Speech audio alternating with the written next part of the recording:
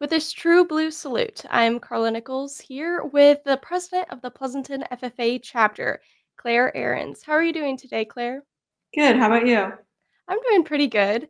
In looking a little bit more about FFA and the Pleasanton chapter more specifically, share a little bit more about how LDEs went for the chapter. Our LDEs was really successful. We had multiple people qualify for state, and then I competed in the cooperative speaking, and then I placed first, and then our reporter placed second in that division for cooperative speaking. So we will both be going to state FFA with that.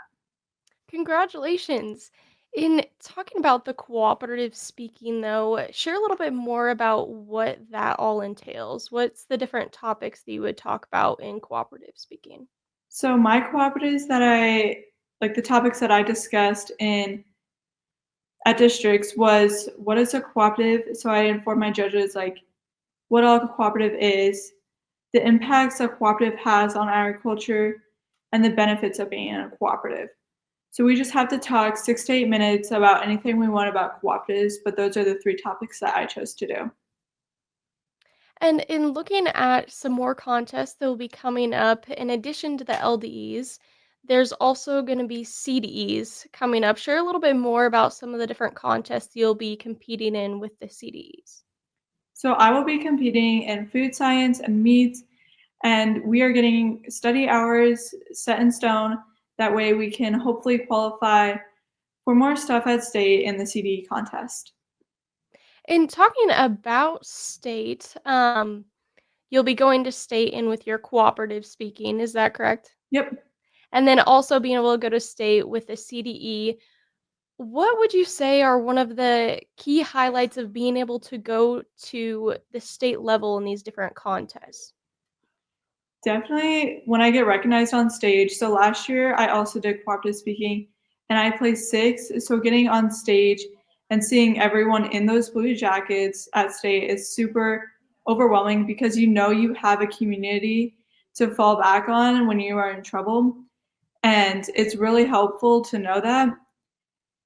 And each of our officers have to compete in an LDE. So we all get to go to state together to bond together more. And I get to meet new people and where with my friends from other chapters as well. State is always definitely an exciting time.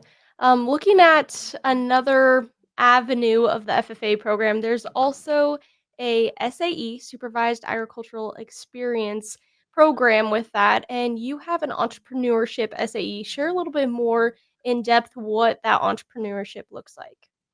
So I own a business with my brother and it's called Ahrens Steak and Eggs. We started it my freshman year, so 2 years ago, and it has really taken off. So we own both beef and chickens for that. We butcher our beef at a USDA inspected place. That way we can sell individual cuts to our buyers. And then for eggs, we have found it challenging.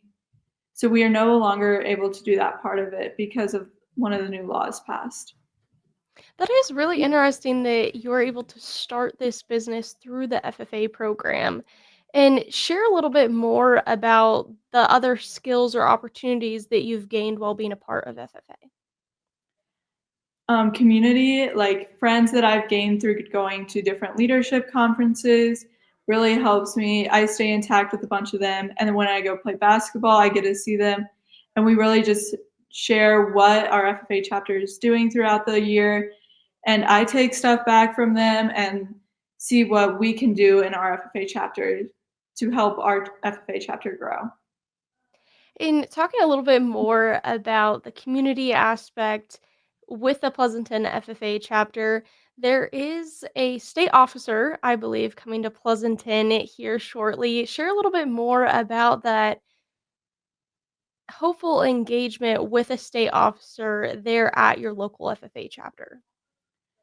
So they come, we fill out a survey, ask like when we would want to do it and what we would want them to do. So then they come out for a whole day and they learn more about our chapter and then we learn about what we can do to better ourselves.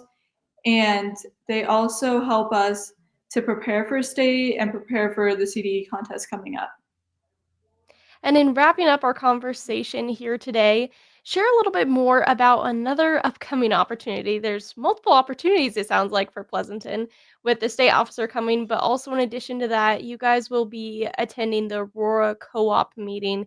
Share a little bit more about the FFA chapter's involvement with that meeting coming up. So we are actually we're preparing a video for it. That way they'll display all the different FFA chapters videos. And I think the theme that we're doing is how our chapter impacts agriculture. So we pre-videoed it and then we're putting it all together along with some pictures. That way we can really display that at our meeting and hopefully get our chapter out there. Well, it sounds very busy, but also exciting.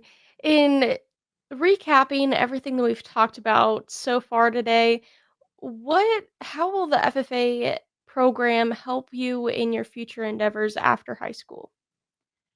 The community, I love hitting on community because my dad, he's our FFA advisor here and he is still intact with his advisor and many people who he met through FFA, and it's just a huge community. And then scholarships is a big thing. Knowing that I am involved in multiple activities, that will really help me out in the future with my leadership skills, my public speaking skills, and everything else along the way that life holds for me. Well, thank you for taking the time today to catch up a little bit with the Pleasanton FFA chapter, Claire. Thank you. Best of luck with CDEs. Again, this is a true blue salute here on the Rural Radio Network. I'm Karla Nichols, and joining me was the Pleasanton FFA president, Claire Ahrens. Thank you so much, Claire. Thank you.